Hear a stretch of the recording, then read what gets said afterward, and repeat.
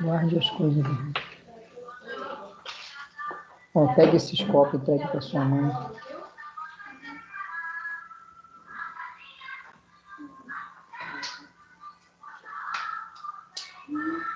E Ângelo, boa noite, tudo bem?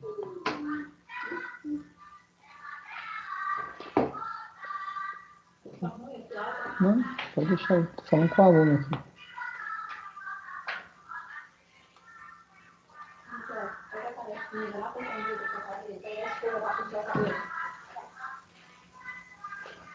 Até o teto aqui para dormir.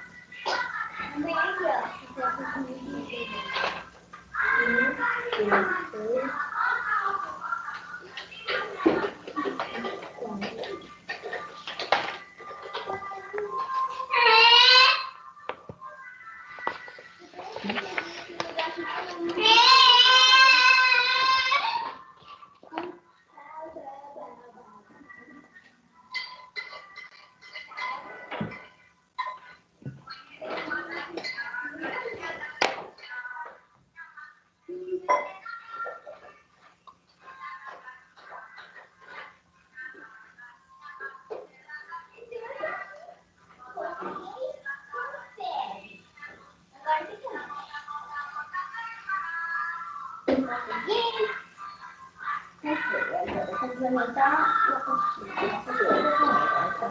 Bernardo.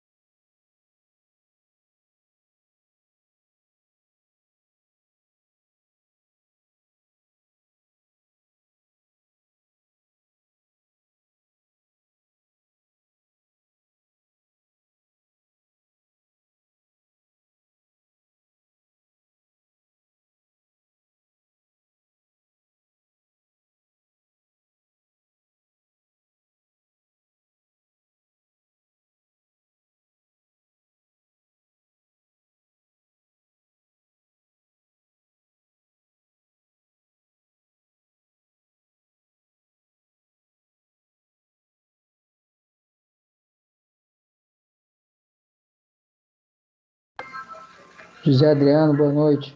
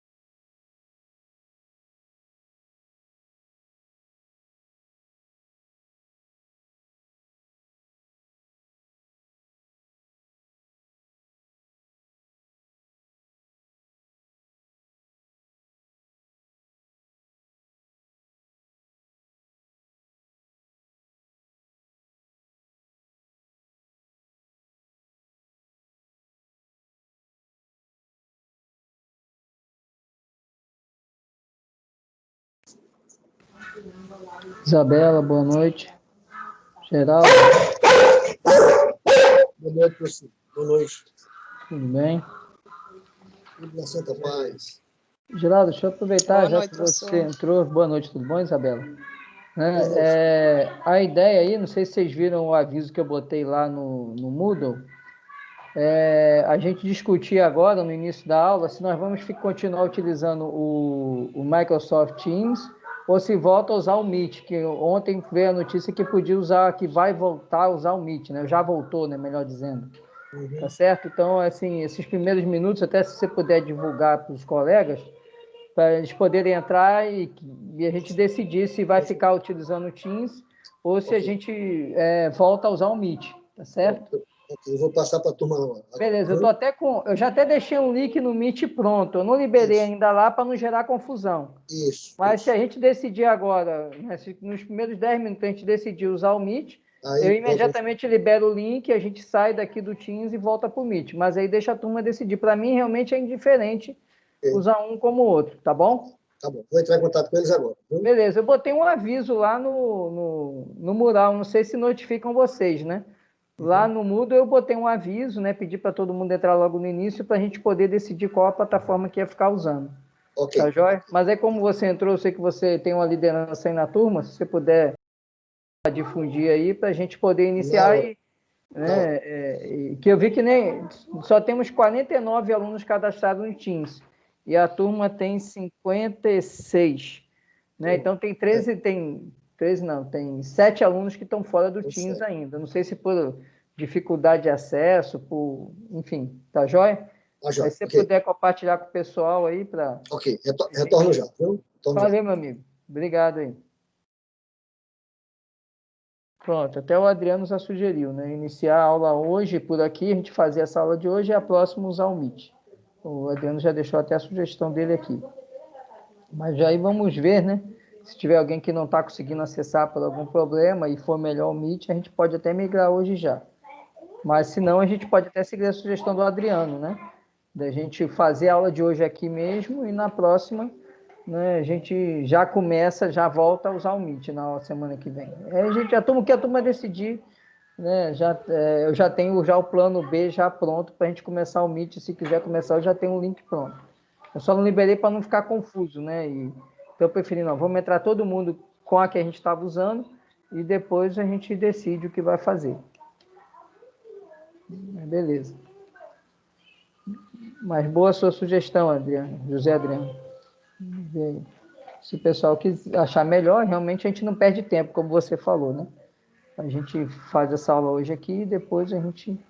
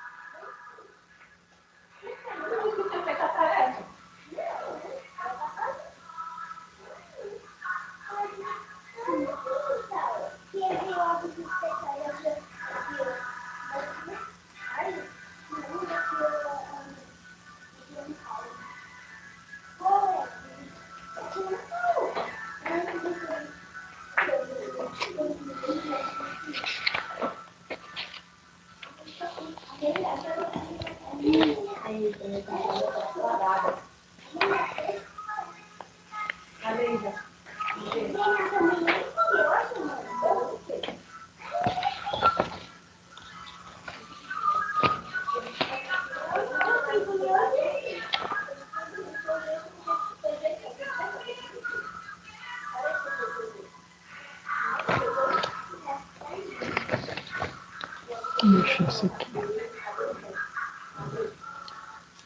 313.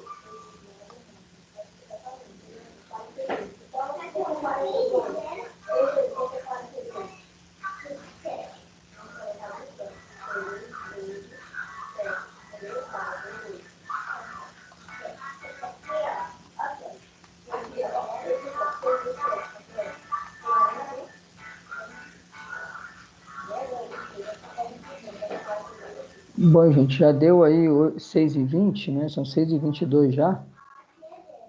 Ainda temos poucos alunos, né? Temos aqui 9 alunos participando. Mas a gente já vai trocando a ideia aqui. enquanto os outros vão entrando, né?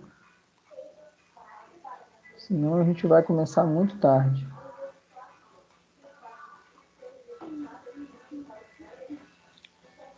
E aí, gente, boa noite. Vamos iniciar nosso encontro síncrono de hoje, mas antes da gente entrar efetivamente no conteúdo, só um minuto que tem.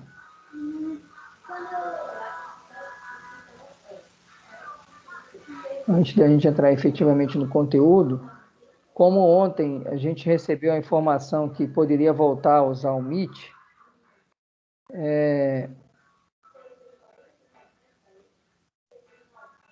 certo. Tá joia, o José Adriano, obrigado aí.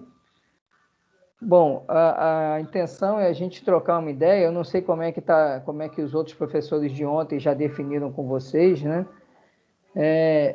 O que que vocês vão preferir? Se a gente continua utilizando essa plataforma até o final do semestre ou se volta a usar o Meet. Particularmente para mim não faz diferença, né? É indiferente.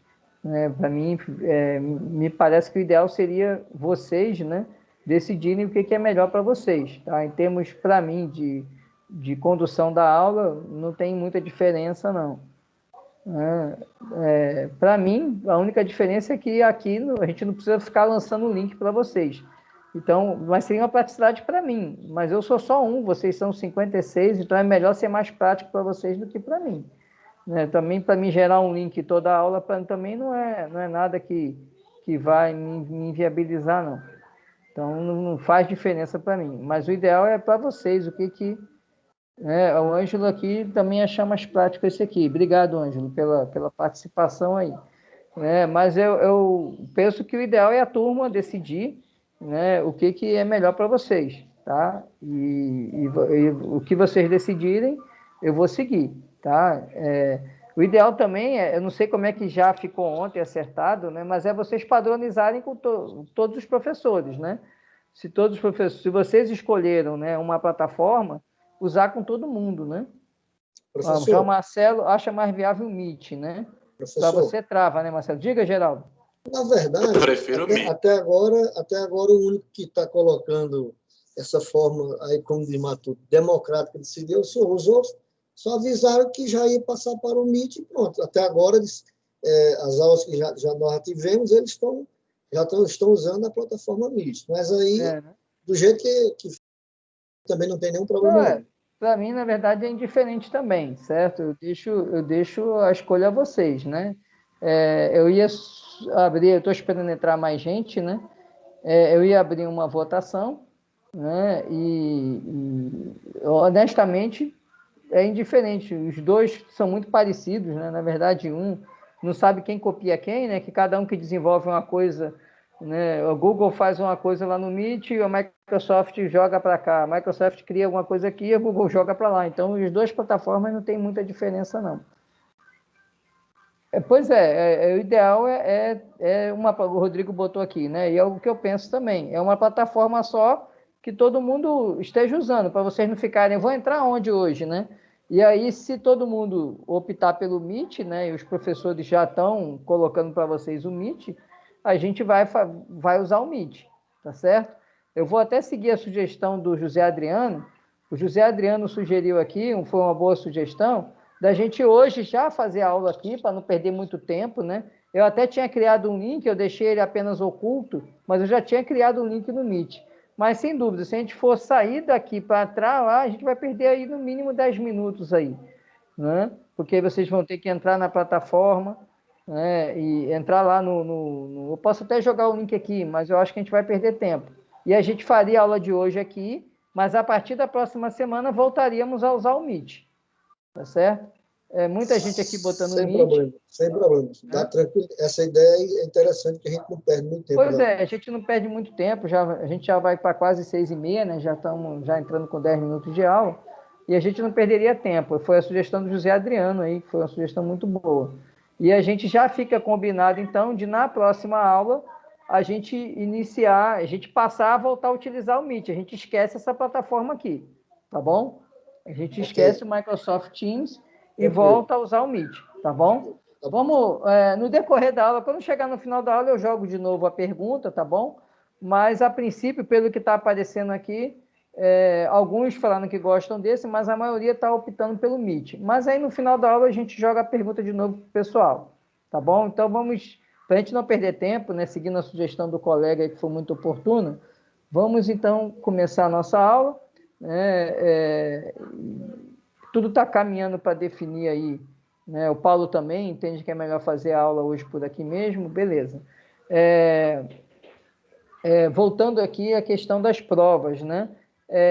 Eu não recebi, acho que eu recebi só uma mensagem de um aluno, e aí eu fui, ajustei, houve um erro lá, exatamente o erro na questão da AVP, que eu tinha considerado só 2 AVPs, ele tinha feito 3.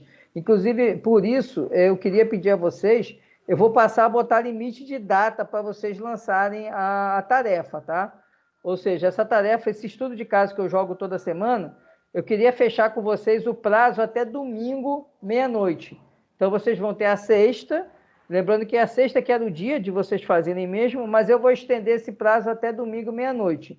E aí eu vou bloquear, porque senão eu fico... É muito difícil eu controlar, porque né, às vezes o aluno vai 3 semanas depois, vai e joga. E aí eu faço o controle, vejo quem fez e aí acaba passando. Tá? Então, eu queria já deixar acertado com vocês isso. Né? Todo estudo de caso agora, aqueles 3, né? Vocês precisam fazer 3 para totalizar um ponto, totalizar os 3 pontos da AVP, perdão. Então, a gente fica combinado assim, que eu vou dar um limite agora até o domingo. Então, eu lanço a tarefa hoje, quando a gente acabar a aula, eu já vou lançar lá o estudo de caso. Eu sugiro Professor, sempre... já teve alguma atividade que compõe a AVP? Teve o último estudo de caso, que eu vou corrigir agora. Porque eu não fiz. Não tem problema, não. Você vai ter tempo de fazer, de recuperar. Não é? Porque você... certo, porque com essa plataforma nova, desde que passou a V1, na verdade, eu não estava assistindo, não estava conseguindo acesso pelo Teams. Mas essa aqui foi nossa segunda aula no Teams, na verdade. Não, teve uma, né? Teve uma antes da AV1, né? E agora de 2, essa é a terceira, né? É a terceira aula por aqui. Mas aí, Lorena, inclusive a gente já está definindo que vai voltar para o Meet, né? Ontem veio a notícia que a gente poderia voltar a usar o Meet, e eu entrei por aqui para não gerar dúvida nos alunos, tá certo? Então, a gente vai fazer essa aula aqui. Não tem problema não, Janine. Quem não fez o último, a gente tem vários. Toda semana vai ter um estudo de caso, né? E basta fazer 3, tá? Então, quem deixou de fazer o primeiro... E nem da AVP1, né? Não, quem não fez na AVP1, eu calculei a prova como 10, né? Não, eu estou dizendo assim, no mesmo estilo da AVP1. Exatamente. Né? Igualzinho foi a AV1, né? A nossa AVP vão ser 3 estudos de caso que vocês vão escolher. Toda semana vai ter um estudo de caso até chegar na AV2. Então, basta vocês fazerem 3 para conseguir os 3 pontos. Tá certo? E aí, o que eu estou combinando é que antes eu não botei prazo, né? Eu tinha lá o prazo final, mas eu deixava desbloqueado.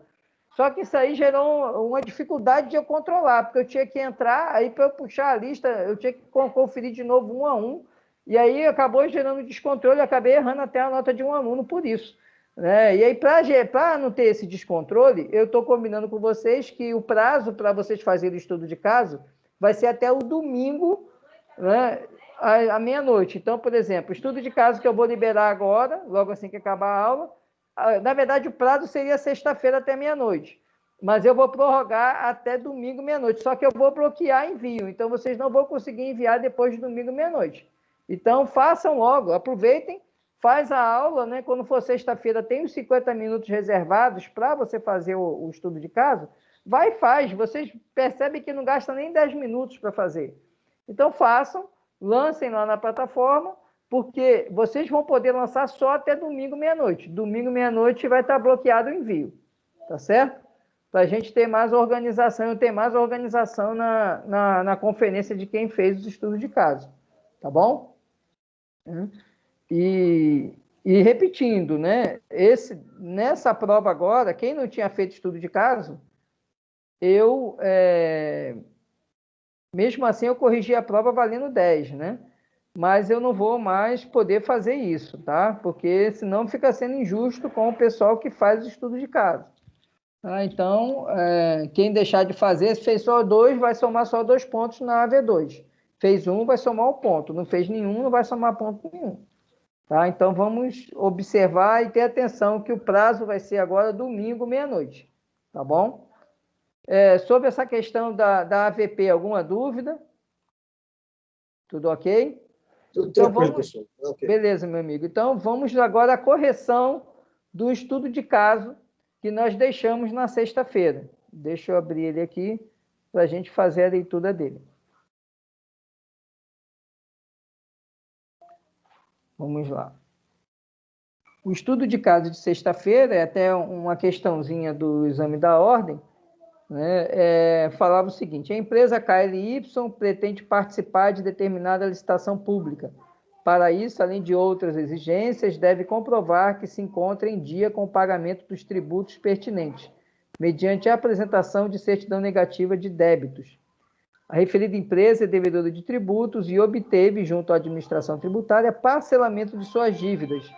Nessa situação hipotética, poderá a empresa obter certidão negativa de débito, CND, gente, quer dizer certidão negativa de débito, ou outra certidão com os mesmos efeitos, fundamente sua resposta. Então, o que acontece, né? Primeiro, quando a empresa parcela, o parcelamento é uma causa de suspensão do crédito tributário. A gente viu isso quando estudou suspensão, artigo 151, inciso 6º do Código Tributário e o artigo 155A do Código Tributário. Então, em razão do parcelamento, como ele é causa de suspensão da exigibilidade do crédito tributário, nós temos que, com a suspensão, o contribuinte terá direito a uma certidão positiva. Por que é positiva? Porque ele tem débito, com efeito de negativa. Por que ela é com efeito de negativa? Porque o débito dele está suspenso. Então, a suspensão da exigibilidade do crédito tributário faz com que, ainda que o contribuinte seja devedor, ele tenha direito a uma certidão que tem os mesmos efeitos que uma certidão negativa. É como se ele não devesse nada ao fisco. Por isso que se diz certidão positiva com efeitos de negativa. E o amparo dessa certidão está no artigo 206 do Código Tributário. Essa seria, então, a resposta, que o contribuinte, em razão do parcelamento, ele terá o direito a uma certidão positiva com efeitos de negativa e, portanto, ele poderá participar da licitação porque o parcelamento suspende a exigibilidade do crédito tributário. Ok? Alguma dúvida sobre o nosso estudo de caso? Tudo tranquilo? Pode repetir, professor, a resposta? Vamos lá, vou repetir. Primeiro, como ele parcelou, o parcelamento é uma causa de suspensão da exigibilidade do crédito tributário, conforme o artigo 151, inciso 6º do Código Tributário e o artigo 155A também do Código Tributário. Em razão desse parcelamento, ele vai ter direito a uma certidão positiva. Por que a certidão é positiva? Porque ele tem débitos, ele deve à Fazenda. Só que ele parcelou esse débito. Então, a certidão será positiva com efeitos de negativa, conforme o artigo 206 do Código Tributário. E com essa certidão, ele poderá participar da licitação, já que essa certidão tem o mesmo efeito de uma certidão negativa, ou seja, é como se ele não devesse à Fazenda. Nesse okay, caso, Lorena? nesses 3 artigos aí, no caso, aí dá-se a entender realmente que mesmo ele tendo débito, mas como está amparado, é como se ele tivesse regular com o fisco, não é assim? Exatamente. Qualquer daquelas causas de suspensão da exigibilidade, no caso aqui eu usei o parcelamento, mas eu poderia usar qualquer outra causa lá. Né? O depósito no montante integral, se ele deposita, gera o mesmo efeito, ou seja, toda vez que eu tiver a suspensão da exigibilidade do crédito tributário, o indivíduo, o contribuinte, ele tem direito a uma certidão positiva com efeitos de negativa. E aí, Geraldo, é o que você falou, é como se ele tivesse quite ao fisco, e na verdade ele está quite. Para efeito, juridicamente ele está quite. Embora ele tenha um débito, esse débito não pode ser cobrado. Então, para efeitos legais, para fins jurídicos, ele está quite com a fazenda. Tá certo? Essa que é a certidão positiva. Por que positiva? Porque ele tem algum débito, mas esse débito não pode ser cobrado, então ela é positiva com efeito negativo. Tá? E aí, qualquer daquelas hipóteses do artigo 151 geram esse efeito. Se ele tiver uma liminar em mandado de segurança determinando a suspensão da cobrança, né? Ele vai ter direito a uma certidão positiva com efeito de negativa. Tá certo? Entendeu Tá aí, certo, Geraldo? ok. Esclareceu aí? Entendi. Esclareceu também, Lorena? Beleza? Obrigada. Nada. Gente, vamos agora ao conteúdo. A gente entrou na unidade 4, né, que é garantias e privilégios, mas eu fiquei devendo conversar com vocês, a parte exatamente de dívida ativa e certidão negativa, que é a parte que fecha a administração tributária, que é a unidade 3, e a gente vai conversar agora. É um conteúdo que ele é simples, ele não tem nenhuma complexidade, nenhuma polêmica. E aí, mas eu vou passar apenas para ver se vocês ficaram com alguma dúvida, né? Esse conteúdo já está nas videoaulas que eu tinha disponibilizado, mas como eu sempre faço na nossa aula síncrona, eu dou uma revisada nesse conteúdo, né? Então, em relação à dívida ativa, alguém ficou com alguma dúvida sobre dívida ativa?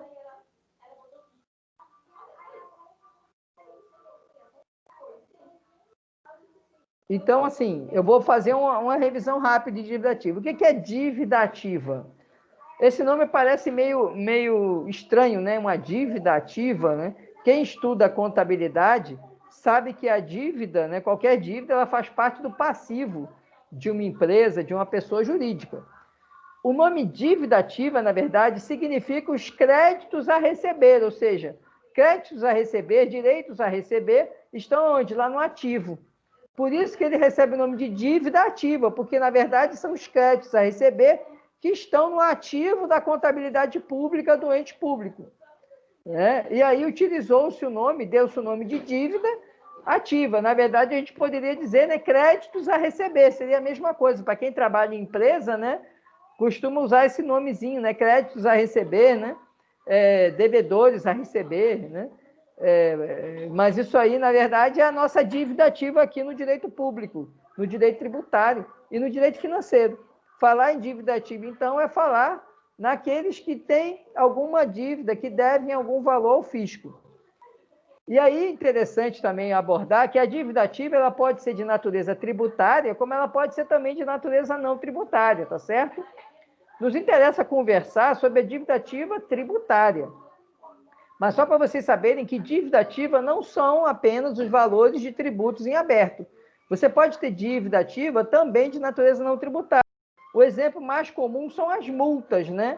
Vocês lembram que multa não é tributo, mas a multa, se ela não for paga, ela vai para a dívida ativa, vai. A mesma dívida ativa onde vai ter o tributo que não foi pago. Só que a multa é uma dívida ativa de natureza não tributária, ou seja, na cobrança da dívida ativa não se aplica as regras aqui do nosso Código Tributário. Prazo de prescrição não se aplica, não é? As regras aqui de anulação do lançamento não se aplica, certo? Por quê? Porque lá vai se aplicar a regra que gerou aquela multa, ou seja, a lei que ampara a cobrança daquela multa, a lei ambiental, a lei de trânsito, certo? Mas essa multa não paga, ela vai para a dívida ativa e ela é uma dívida ativa de natureza não tributária, mas ela está lá na dívida ativa também, tá certo? Então, lembrar que dívida ativa engloba a dívida ativa de natureza tributária, que são exatamente os tributos não pagos no tempo devido, e a dívida de natureza não tributária, tá certo? E aí, o nosso Código Tributário, óbvio, ele só fala da dívida ativa tributária. Por isso que lá no artigo 201 ele fala que constitui dívida ativa tributária proveniente do crédito dessa natureza, ou seja, a dívida ativa tributária é referente aos tributos não pagos, tá certo? E outra questão importante é a natureza jurídica da inscrição na dívida ativa. A inscrição na dívida ativa gera a presunção de certeza, está no artigo 204 do Código Tributário, certeza e liquidez, significando o seguinte, olha, A partir do momento que vai para a dívida ativa, não se discute se aquela dívida é exigível ou não. Ela tem uma presunção de que ela é exigível. Ela é certa. Ou seja, ela é exigível. Né? Ela goza dessa presunção de certeza. O fisco não precisa provar, quando ele vai entrar com a execução fiscal, ele não precisa provar de onde é que é a dívida daquele tributo. Por isso que a gente vai ver a certidão da dívida ativa, ela é um instrumento hábil para a execução fiscal. Ela é o título executivo extrajudicial da execução fiscal. Por quê? Exatamente em razão dessa certeza que a dívida ativa, a inscrição na dívida ativa gera. Inscrito o tributo na dívida ativa, ele goza de certeza, ou seja, você que vai ter que provar que você não deve pagar ao fisco aquele valor. Percebem que a presunção gera essa... Ela não é absoluta, ela é uma presunção de caráter relativo, óbvio, mas a presunção é de certeza, ou seja, o ônus da prova se inverte para o contribuinte. O contribuinte pode demonstrar que ele não praticou o fato gerador, ele vai ter que se valer lá dos embargos na execução fiscal, mas ele pode comprovar isso, dizer, não, eu não pratiquei esse fato gerador, eu não sou sujeito passivo desse tributo, não tem nenhuma relação jurídica tributária que tenha gerado esse tributo, que tenha gerado essa obrigação tributária. Isso, né, depende, o ônus da prova se inverte, que é o contribuinte que tem que fazer essa prova. Goza de liquidez, por isso que a gente vai ver mais à frente, ainda hoje aqui, que lá na execução fiscal não precisa o exequente ele ficar demonstrando os cálculos que levaram àquela cobrança. Ele não tem que juntar memória de cálculo. Por quê? Diferente lá na execução, no processo civil, aqui na execução fiscal, como é uma dívida ativa, ela tem presunção de liquidez.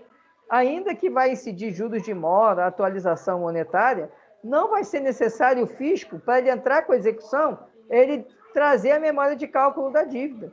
Por quê? Porque a dívida ativa, a certidão, já vale por si. Ela já tem a presunção de liquidez. E também prova pré-constituída. E aí esse efeito de prova pré-constituída é que causa essa inversão do ônus da prova. Tanto que o parágrafo único do artigo 204, ele fala o seguinte, a presunção, ela é relativa, como eu expliquei, e pode ser elegida por prova inequívoca a cargo do sujeito passivo ou terceiro que aqui aproveite. Então, é o ônus do devedor comprovar, ou do terceiro interessado, né? Você pode não ser o devedor, mas você pode ter interesse em desconstituir aquela cobrança. Porque, por exemplo, você vai ser um responsável tributário, você vai adquirir uma empresa e tem aquela dívida, mas aquela dívida, na verdade, não foi da empresa, e você é um terceiro interessado em desconstituir aquela dívida, porque você vai ser impactado economicamente por aquela cobrança. Então, mesmo o terceiro, ele pode, mas ele vai ter que provar essa legitimidade dele de desconstituir, esse interesse jurídico de desconstituir. Tá? Mas o ônus da prova, então, é do contribuinte. Opa! Professor, diga, Wagner.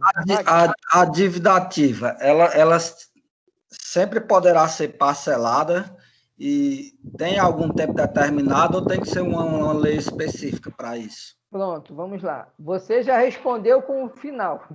O que acontece? Todo parcelamento depende de lei específica, tá? Normalmente os estados, os municípios, a União, eles já têm uma lei de parcelamento, tá? Então, essa lei de parcelamento, ela já vai dizer as condições para você parcelar. Quando você fala em prazo, existem aquelas situações de benefícios fiscais. Então, vem lá, por exemplo, o refis, né, que ocorre na União. O que é isso? Ele vem lá e diz que reduz as multas, é uma anistia parcial, reduz as multas a 50%. Esse benefício, geralmente, tem um prazo certo. Ele fala, quem aderir ao parcelamento, ao refis, né, modelo de benefício fiscal, vai poder ter direito à redução da multa de 50%, por exemplo. Aí ele tem um prazo, ele diz quem aderir ao refis até o dia 30 de dezembro vai ter direito a essa redução da multa. Agora, o parcelamento, normalmente, ele não tem prazo, basta você ir lá e requerer, né? A lei de parcelamento, ela não tem prazo definido. O que tem prazo são essas anistias que acontecem, né? Quando vem lá um programa de recuperação fiscal, que é o Refis, ou o Estado dá outro nome, é parecido com isso, é Progep, uma coisa assim. É um programa de recuperação fiscal. Esse Progep, ele dá benefícios, ou seja, você tem desconto de multa, ou até tira a multa, né? Dispensa o pagamento de multa. Aí, isso, geralmente, eles botam um prazo, eles falam, a adesão ao Progep será possível até o dia, eles fixam a data. Normalmente, ali, 30 de dezembro, eles colocam ali o último dia do exercício fiscal, tá? Mas o que acontece? O parcelamento em si, ele tem uma lei, todo o parcelamento precisa de lei específica. E, normalmente, os estados, os entes tributantes, possuem uma lei de parcelamento. Então, você pode parcelar sempre que quiser, a não ser que a lei imponha algumas condições. Por exemplo, só pode parcelar, e uma das condições geralmente é essa, débitos acima de determinado valor. Ou, assim, a parcela não pode ter valor inferior a tanto, né? No próprio imposto de renda, quando a gente faz imposto de renda, já tem uma opção de parcelamento, né? Quem vai pagar imposto de renda faz lá sua declaração no sisteminha da Receita, e se tem imposto a pagar, ele diz lá. Se eu não me engano, lá ele diz que a parcela não pode ser inferior a R$ 50, salvo engano, né? E aí você pode parcelar em quantas vezes for, desde que sua parcela não seja inferior a R$ 50.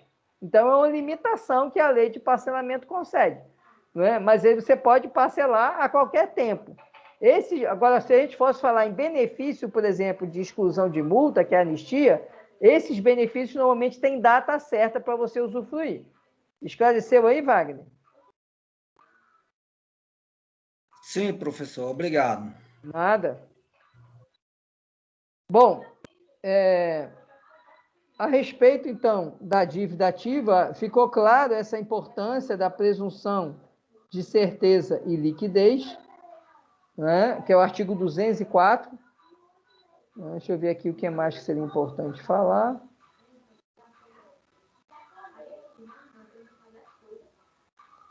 Tem uma questão importante que é a possibilidade da Fazenda alterar esse lançamento, né? E quando eu comentei com vocês de prescrição, eu toquei nesse assunto, porque lá no Código, na Lei de Execução Fiscal, ele tem um artigo que diz que a certidão da dívida ativa pode ser alterada, né, até o momento, né, da decisão de primeiro grau. Aí eu falei para vocês, essa decisão de primeiro grau pode ser a sentença nos embargos, ou pode ser a decisão lá a respeito da exceção de pré-executividade, né? Então, essa inscrição ela pode ser alterada, então o fisco pode trocar a certidão da dívida ativa, é o que fala aqui o artigo 203, não é, do Código Tributário, ele pode trocar, se tiver algum erro na inscrição da dívida ativa, ele pode trocar. Então, ele pode corrigir aquela inscrição, desde que, e aí, corrigida a inscrição, ele emite outra certidão da dívida ativa. Desde que ele notifique o contribuinte, para o contribuinte se defender a respeito do que foi alterado na inscrição da dívida ativa, tá? Isso que prevê o artigo 203 do Código Tributário. E o artigo 203, ele está contemplado na súmula 392 do STJ, né? A súmula 392 fala o seguinte: a Fazenda Pública pode substituir a certidão de dívida ativa até a aprovação da sentença de embargos, quando se tratar de correção de erro material ou formal, vedada a modificação do sujeito passivo da execução.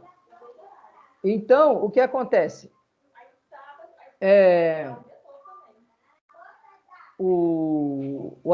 A súmula, então, ela acrescenta o que está no artigo 203. Porque o artigo 203 não impede a mudança de sujeito passivo, mas o STJ disse, olha, o fisco pode alterar a dívida ativa, pode expedir nova certidão, pode corrigir a inscrição, mas não pode para mudar o sujeito passivo. Lembra que a gente viu, eu conversei isso com vocês quando a gente falou sobre responsabilidade tributária, né? Ele não pode chegar e incluir um novo responsável tributário numa inscrição que está na dívida ativa. É isso que ele fala na súmula 392. A primeira parte é o artigo 203, que ele fala lá que pode ser alterada a inscrição em dívida ativa até a decisão de primeiro grau, né? Para corrigir erro, né, material ou formal. E ele vai e completa, vedada, isso não está no artigo 203, vedada a modificação do sujeito passivo. Então, o STJ impede que o fisco altere a inscrição na dívida ativa para alterar o sujeito passivo, para incluir um responsável tributário. Não pode, ele tem que fazer uma nova inscrição se for para incluir um responsável tributário. Entenderam? Esse artigo 392. Sim, tranquilo. Certo. O Geraldo, ele não está conseguindo acessar, mas aqui, deixa eu ver aqui. Só um minuto aqui. Deixa eu ver se ele pediu para entrar. Porque às vezes eu estou aqui na aula e às vezes... Deixa eu ver parece se alguém que o problema dele foi com relação à senha, o Levi está resolvendo, viu? Tá. Mas de qualquer forma, depois a aula vai ficar gravada e eu não vou nem fazer a presença não, tá? Diga a ele, né? A aula vai ficar gravada e na próxima vai ser o Meet, tá? Okay, eu só fiz por aqui para não gerar...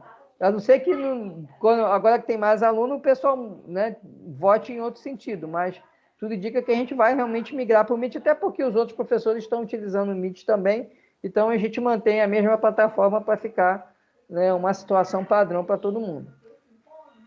Mas diga ele para ficar tranquilo, não tem problema não. Vamos seguindo aqui. E aí chega na questão da certidão negativa, que foi o estudo de caso que eu botei para a gente debater, né? Certidão negativa, ela está contemplada no artigo 205, nada mais é do que o chamado, né, dada consta, né? É a prova de quitação.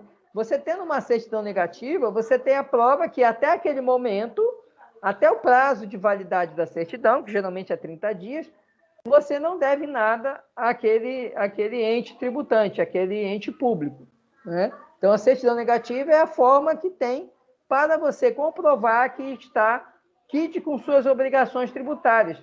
É como se fosse o nada consta lá da Justiça Eleitoral, que também é uma certidão, né?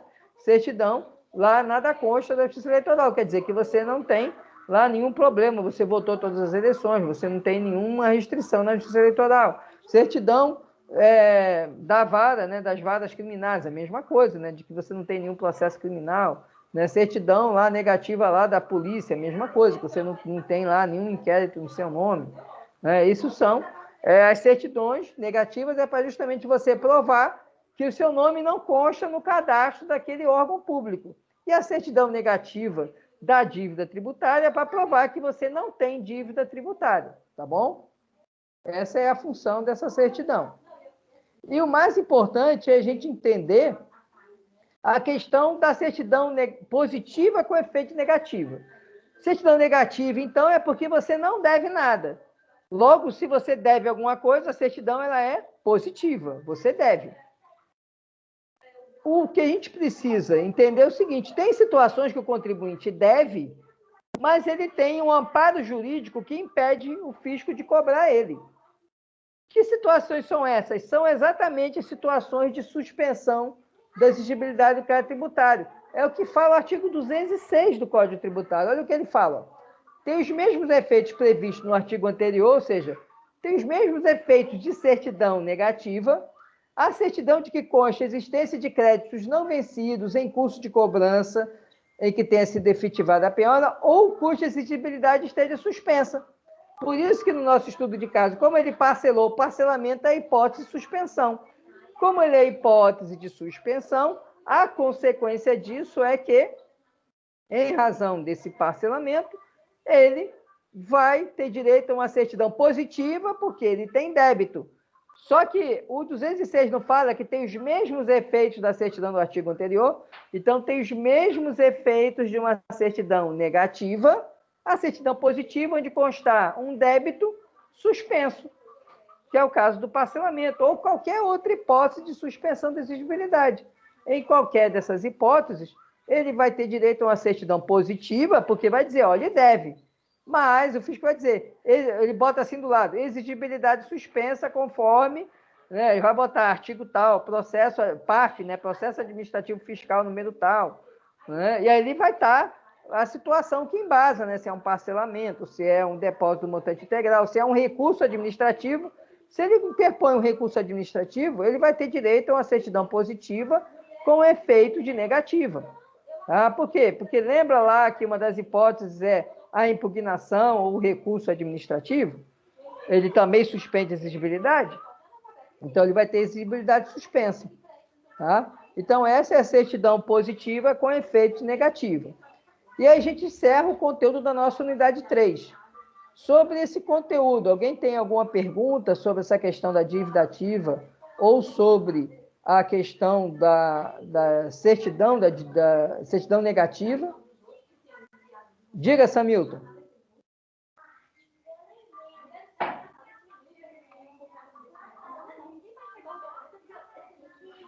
Deixa eu ver aqui. Tem a Milena pedindo para entrar. A menina Vanessa. Pode falar, Samilton.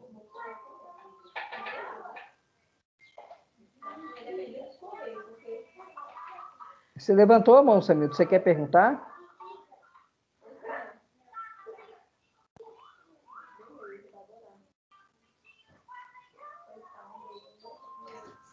Quer não, professor. Ele está malinando as figurinhas. Ah, tá. Então tá bom. É porque ele está com a mãozinha levantada aqui. Achei que ele queria perguntar. Mas beleza. Então tá bom. Vamos lá.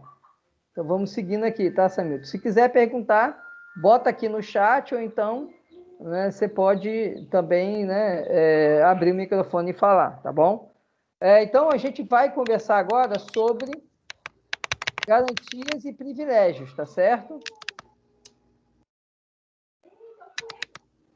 Tem alguém digitando aí? Vamos ver se vai. Vamos lá. Enquanto a pessoa está digitando aí, enquanto não aparece aqui no chat a pergunta, vamos lá. Garantias e privilégios, tá? Alguém ficou com a dúvida para a gente já direcionar a nossa conversa? Vocês ficaram com alguma dúvida sobre esse conteúdo, garantias e privilégios? Tem alguém que já queria antecipar, trazer alguma pergunta? Não, dúvida não, professor. Eu fiquei só apenas assim, curioso eu acho que com relação ao privilégio, onde primeiro os entes, por exemplo, federal, estadual e depois município, né? Ou seja, o legislador ele foi um pouquinho maldoso com o município, que são mais fracos, não? Mas a gente tem que entender que esse nosso código, né, ele é de 67, né? É um código, né, bem antigo, né? E naquela época, né, ainda hoje, né, a gente vê isso, né? Tem muito a visão centralizadora da União, né? Nos últimos, desde a Constituição de 88, isso foi mudando, né? Mas como o espírito do nosso código ele é anterior à Constituição de 88, ele faz essa ordenação, tá? E aí, apesar de a gente ver que esse critério ele privilegia a União, eu não veria aí, nunca vi nenhuma discussão sobre inconstitucionalidade a respeito desse dispositivo. Até porque, na prática, Geraldo, é muito difícil você ter esse concurso de credores entre entes públicos, tá? Normalmente, quando chega lá para cobrar, o Estado é um péssimo recebedor. Quando eu digo Estado, o ente público, né?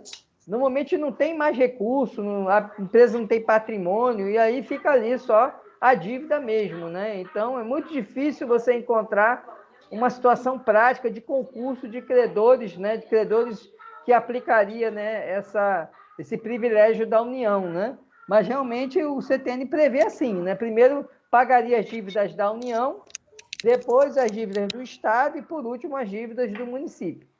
Né? Seria a ordem de preferência do crédito, né? Da quitação dos créditos, né? Seria o privilégio do pagamento dos créditos da União.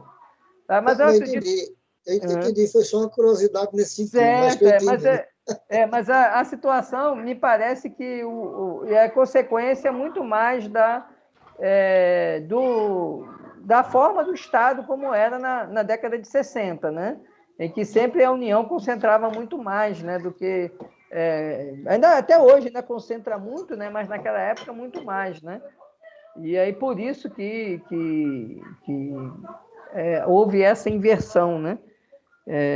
Certamente os municípios são os entes federativos economicamente mais sofridos, né, que têm menos recursos, né? Mas eu atribuo essa inversão exatamente ao modelo constitucional que era vigente na década de 60.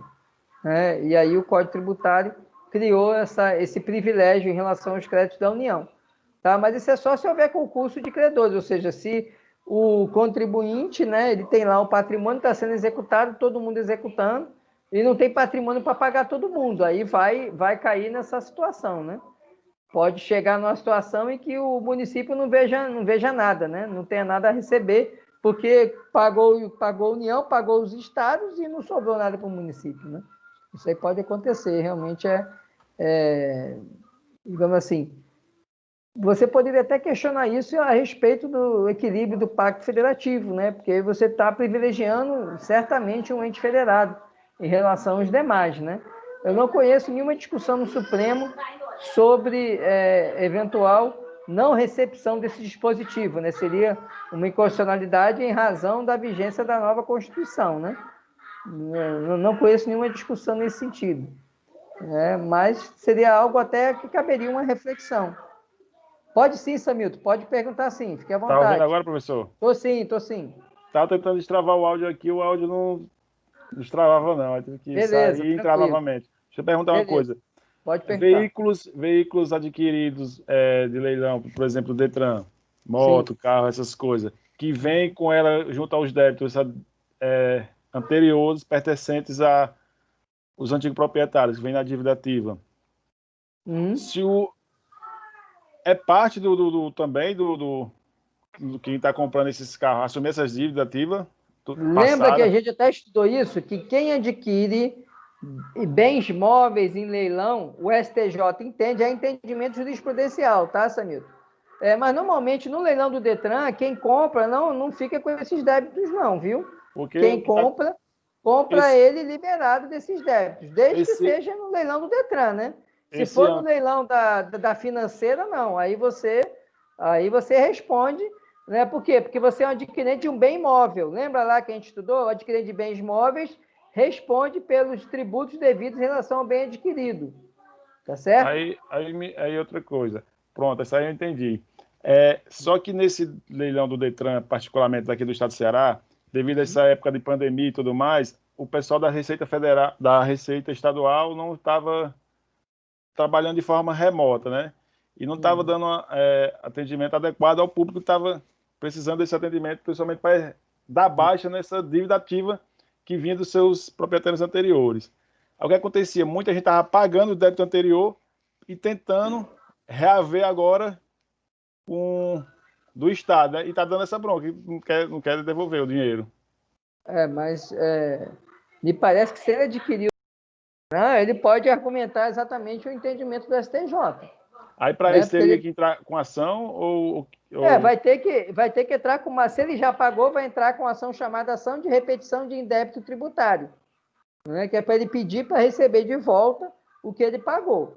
Em razão desse valor, eu entraria no juizado da Fazenda Pública, né? Que tem só em Fortaleza. Mas como é tudo eletrônico, é só você entrar eletrônico, eu estou no juizado lá, né? E aí você pede a repetição desse indébito tributário.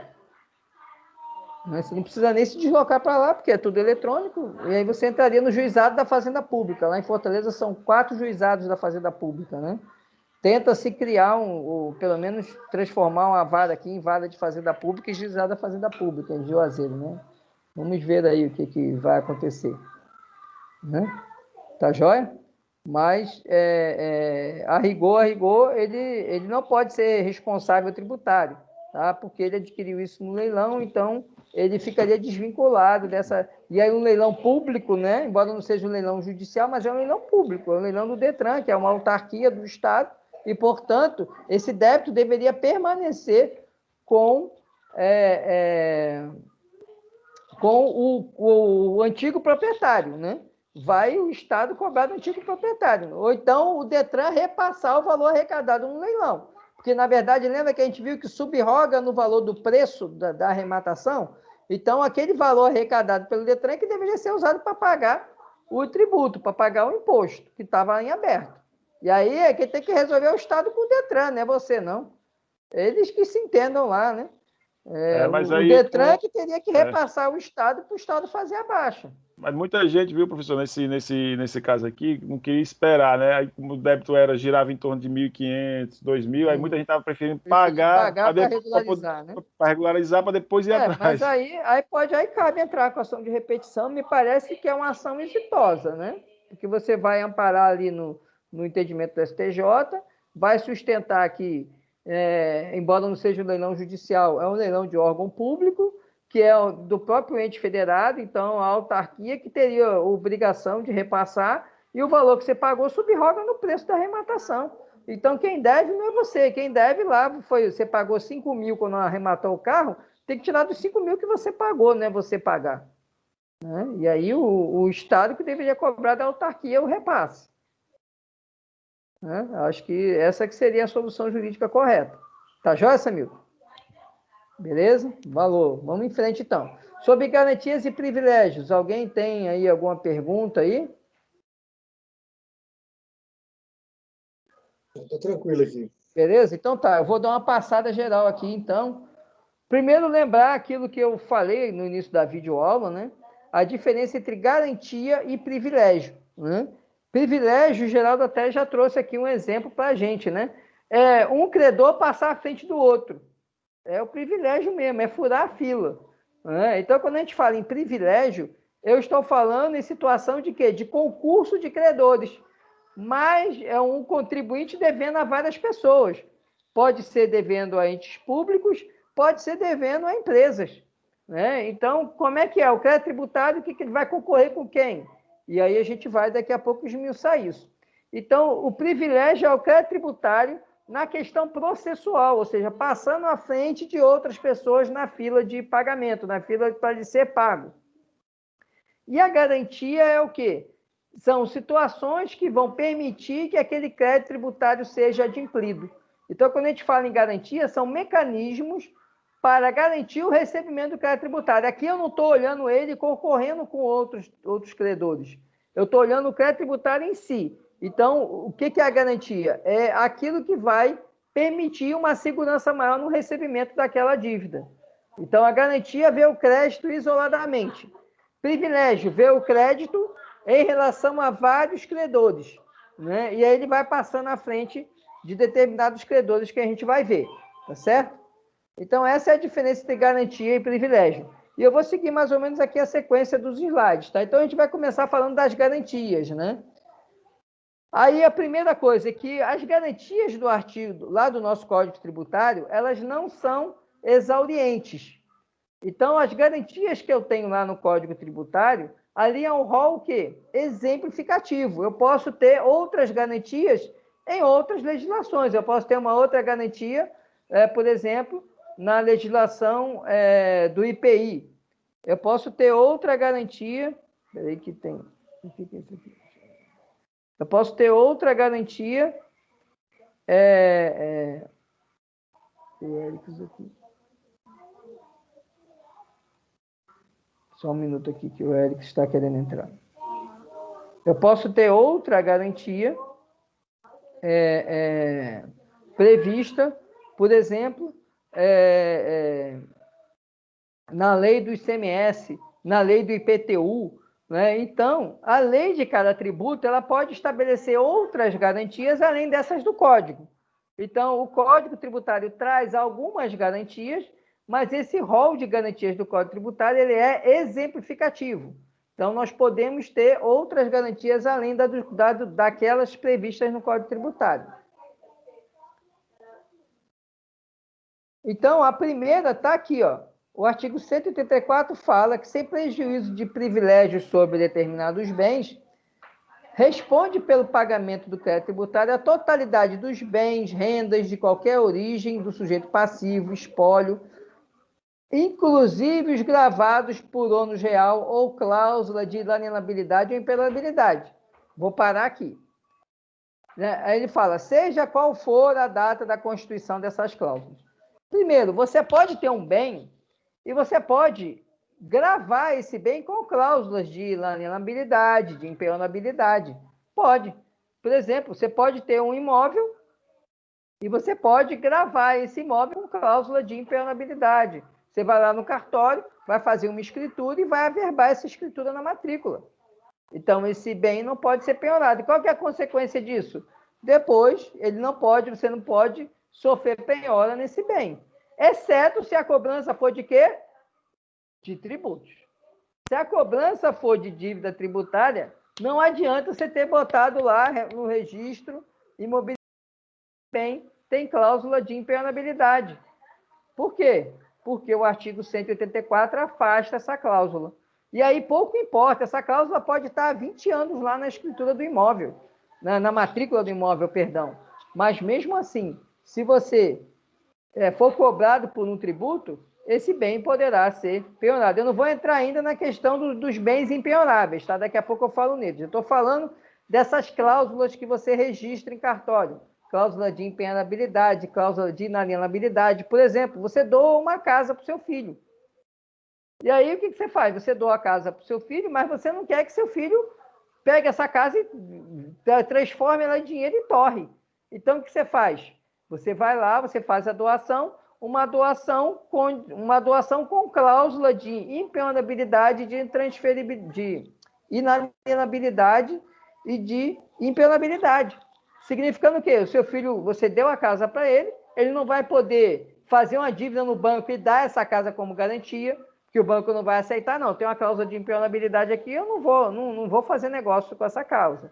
Né? Não quero essa garantia, porque eu não vou poder executar. Né? Então não adianta, eu não posso hipotecar um bem com cláusula de impenhorabilidade, com cláusula de inalienabilidade. Então você garante que o seu filho vai usufruir dessa casa, ele não vai poder vender, não vai poder dar ela em garantia em nenhum negócio. Tá?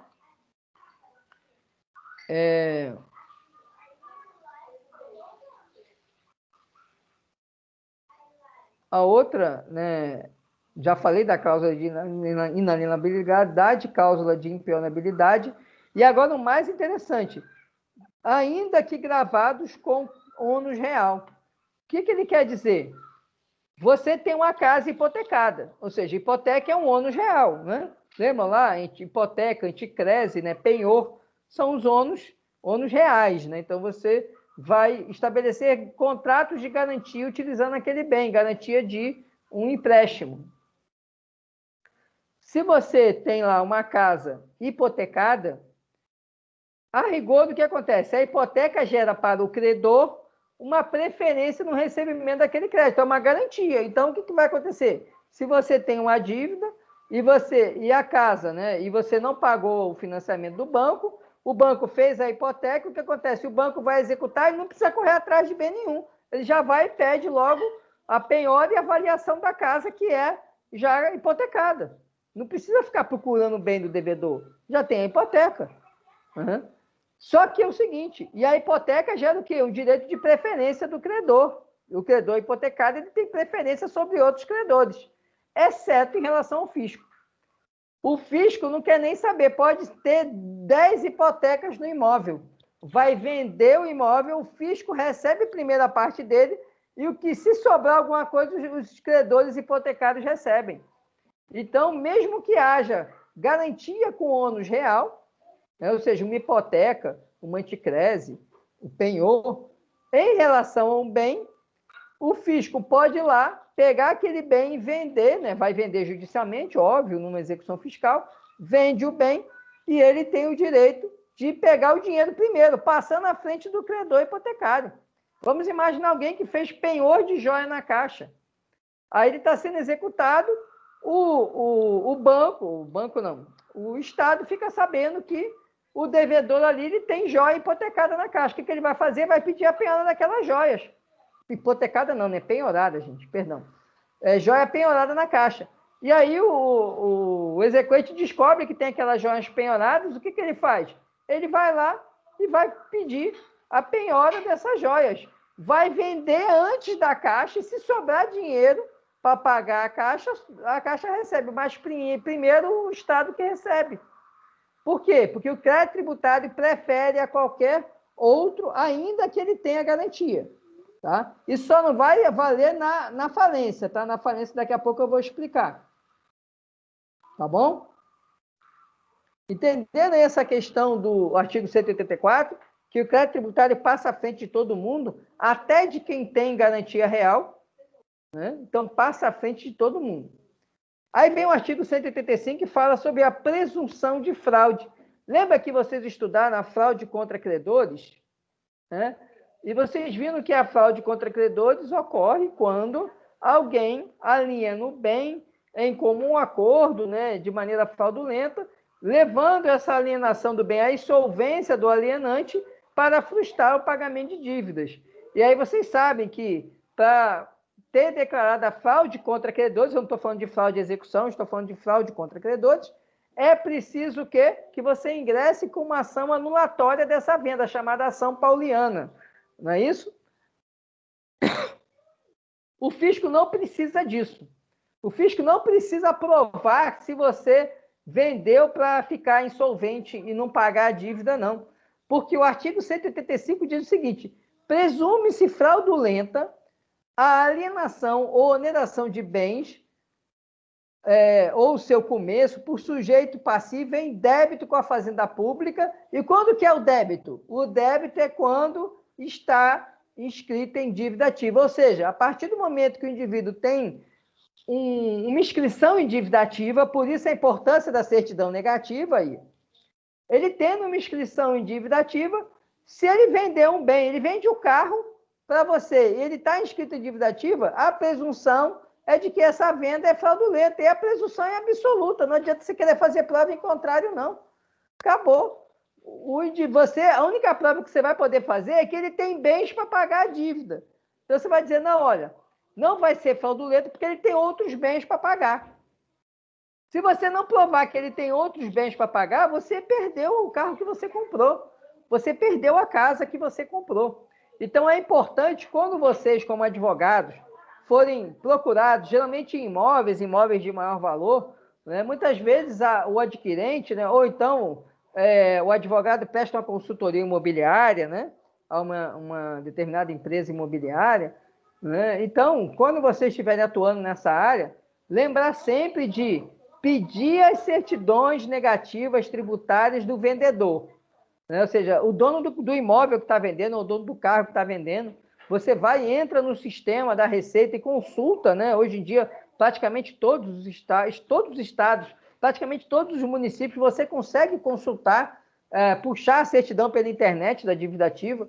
Então, você vai entrar lá com o CPF da pessoa, com o CNPJ da empresa, lá que é o dono do carro, ou dono do imóvel, para ver se ele tem dívida tributária. Vai fazer isso na União, vai fazer isso no Estado, vai fazer isso no município. Né? Se ele mora em mais de um município, ele tem...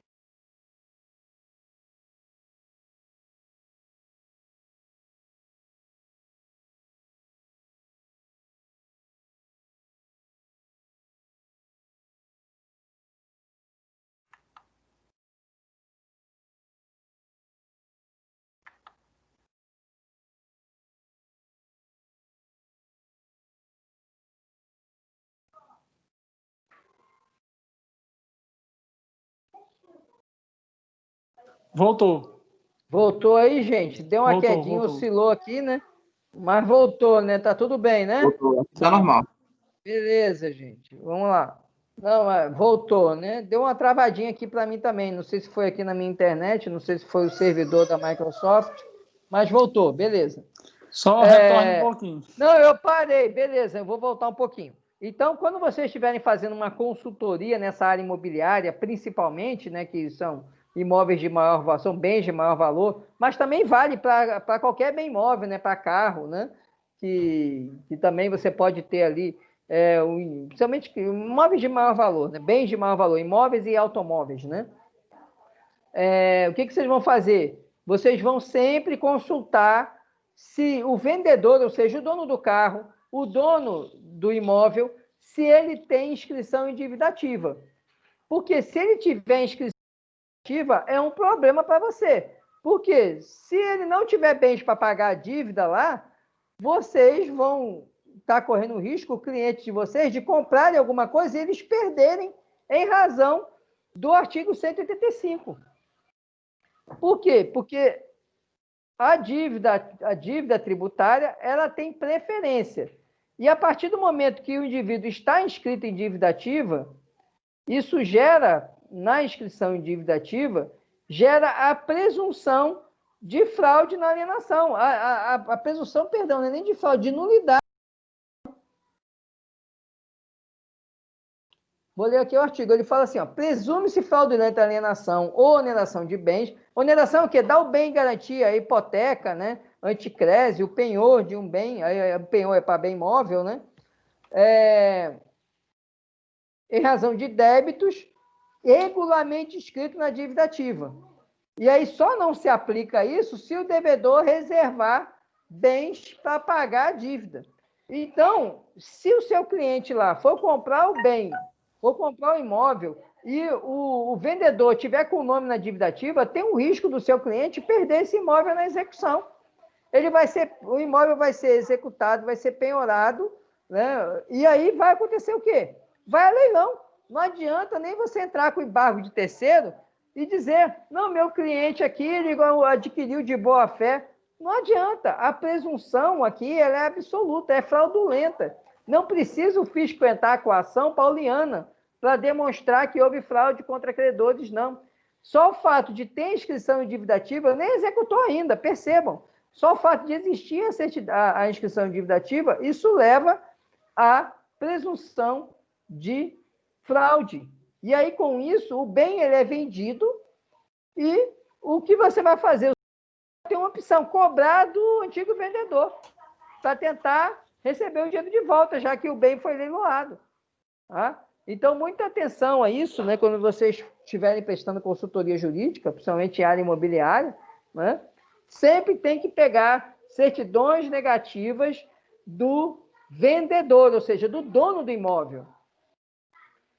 E não basta olhar só o imóvel está no município de Juazeiro. Não olha só o município, não. Se quem está vendendo tem domicílio em Recife, puxa a certidão negativa lá em Recife, puxa a certidão negativa, né, onde ele tiver domicílio, né? Você sabe que ele tem negócios em outros lugares, vê se ele é microempresa, se a microempresa também tem dívida ativa, principalmente se não for EIRELI, né, que é aquela microempresa, né, empresário individual com responsabilidade limitada, né? Se não for EIRELI, a responsabilidade dele é limitada. Então, tem que ver se a microempresa também não tem inscrição em dívida ativa, tá certo? Por quê? Porque senão o seu cliente que está comprando imóvel, ele vai estar sujeito a, numa execução fiscal, esse imóvel ser penhorado e ser leiloado. E aí basta o fisco dizer, olha, tem esse imóvel aqui, esse imóvel foi vendido, mas na época da inscrição de dívida ativa, esse imóvel estava no nome do contribuinte, que é o devedor. Pronto, vai fazer a penhora, vai vender e seu cliente vai ficar a ver navios. Não adianta nem argumentar embargos. Diga aí, gente, quem quer falar aí? Professor, o vendedor de um imóvel, por exemplo, ele está com de posse de uma certidão positiva, mas está suspensa a sua certidão. Ele desfaz os bens dele, e o comprador transfere para o nome dele. É revertido esse... Vai ser considerado fraude do mesmo jeito, porque embora esteja suspensa pelo parcelamento lá, tem a certidão positiva com efeito negativo, ele tem uma dívida. E o parcelamento basta ele deixar de pagar. Se ele deixar de pagar, o fisco poderá, né, executar e vai cobrar qualquer bem. Né? Se ele for levar, a única defesa que você tem, né, quando eu digo você, é você como advogado, é argumentar que esse cara que vendeu, ou seja, o devedor lá do tributo e o vendedor do imóvel, ele tem outros bens para pagar. É o único meio de defesa que você tem nesse caso. Então, mesmo que esteja suspenso a exigibilidade, não, eu tirei, mas está positiva com efeito negativo. Não, meu amigo, olha, aí o que você vai fazer? Você vai dizer, olha, a gente vai condicionar a compra desse bem a você fazer o depósito no montante integral. Por quê? Se ele fizer o depósito no montante integral, ele está garantindo que tem aquele valor lá para o fisco receber, e aí não vai mais atrás de você. Do contrário, o seu cliente ainda assim, mesmo ele dizendo, não, mas estava com a positiva com efeito negativo, sim, ele tinha parcelado, ele parcelou para vender o imóvel, depois que ele vendeu o imóvel, ele parou de pagar. O fisco vai dizer, não, ele parcelou, inclusive ele parcelou de má fé. O adquirente do imóvel é que vai cobrar dele, o fisco vai receber, vai vender o imóvel e vai receber. Tá certo? Então, mesmo que esteja na condição de suspensão da exigibilidade, a única maneira de você livrar o seu cliente, ter tranquilidade para dizer para o seu cliente, pode comprar, é que ele suspende essa exigibilidade através do depósito do montante integral.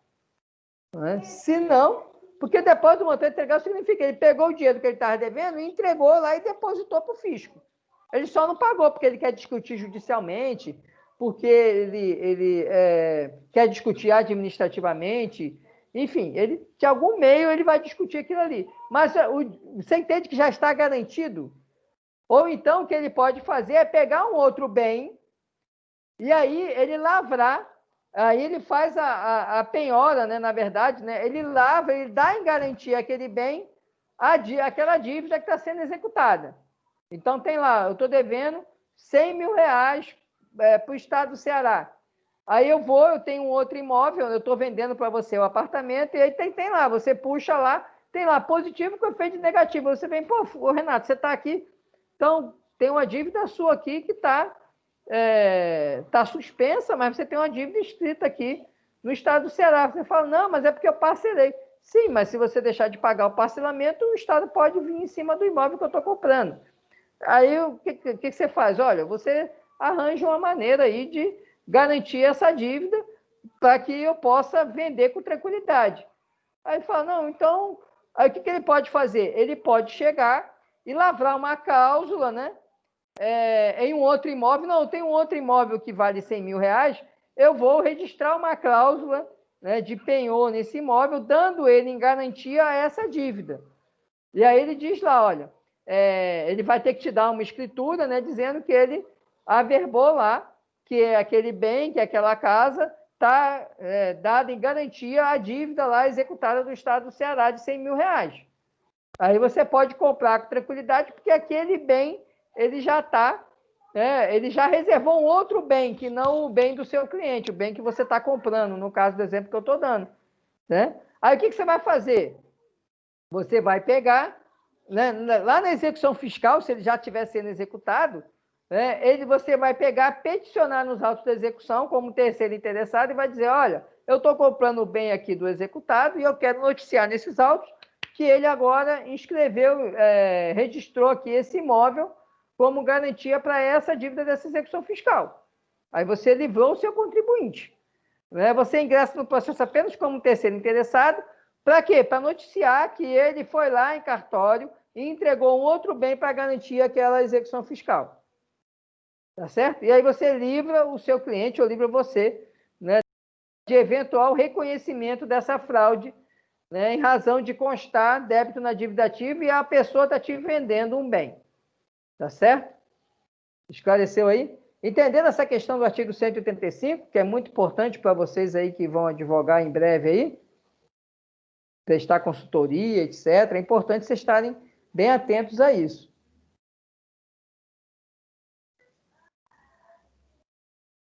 Bom, o artigo 185A, que fala do decreto de indisponibilidade dos bens, né? Então, se a pessoa é executada e ela não oferece nenhum bem em garantia, não paga, né, o juiz ele pode decretar a indisponibilidade dos bens, logicamente a pedido do fisco, tá? Aí eu botei aqui a súmula 560 do STJ, que esse decreto de indisponibilidade de bens depende do exaurimento de todas as diligências possíveis na localização de bens. Então, o juiz vai fazer Bacenjude, vai fazer Renajude, vai fazer Infojude, vai fazer... hoje tem o CRCJude também, embora você não tenha muita informação ainda de parte imobiliária, mas pode fazer pesquisa no CRCJude também, e aí ele vai tentar localizar bem. Não achou bem, né? Aí sim, cabe, e aí a pedido, o juiz não faz de ofício, né? Tem que ter o requerimento, faz o requerimento ali, né? O exequente, né? A Fazenda Pública requer a indisponibilidade dos bens, o juiz decreta. Na prática não funciona muito bem não, por quê? Porque como principalmente a parte dos imóveis ainda não está tão bem informatizada, ainda não está muito bem estruturada ainda, acaba que essa indisponibilidade ela fica meio dependendo do juiz ficar reiterando bloqueios, a parte financeira mesmo. Não adianta o juiz oficial, o Banco Central, dizendo a indisponibilidade, que vem lá a informação que o juiz tem que ficar fazendo bloqueio Bacenjude, né? Que agora é Cisbajude, né? Mudou o nome. Né? E aí você tem que ficar, né, reiterando aqueles bloqueios lá, tentando achar o valor, né, tentando bloquear o valor que está sendo executado. Então, na prática, essa questão da impenabilidade ainda não funciona da maneira adequada. O ideal é que houvesse uma interligação em todos os sistemas, lançasse ali uma impenhorabilidade, todo o sistema já ficasse, surgisse o bem da pessoa, ele já era imediatamente penhorado, já era bloqueado. Mas, não, infelizmente, não funciona ainda assim. Tá? Aí vem a questão da falência, né? Falência e recuperação judicial, né? Tanto na falência como na recuperação judicial, é preciso que haja, né? É preciso que haja a prova da quitação dos bens. Então, por exemplo, a extinção da falência, a prova da quitação das dívidas, perdão. A extinção da falência depende de prova, né? Da quitação de todos os tributos. A extinção da recuperação judicial, a mesma coisa, não é? Então, é uma forma de garantir também o pagamento. Tá? A mesma coisa é o inventário, né? A partilha de bens depende da prova de quitação dos tributos. Tá? E aí vem os privilégios, tá bom? Sobre garantias, ficou alguma dúvida? Beleza, vou seguir então. Privilégio. A gente viu que privilégio é quando eu tenho vários credores, a fazenda pública passar à frente dos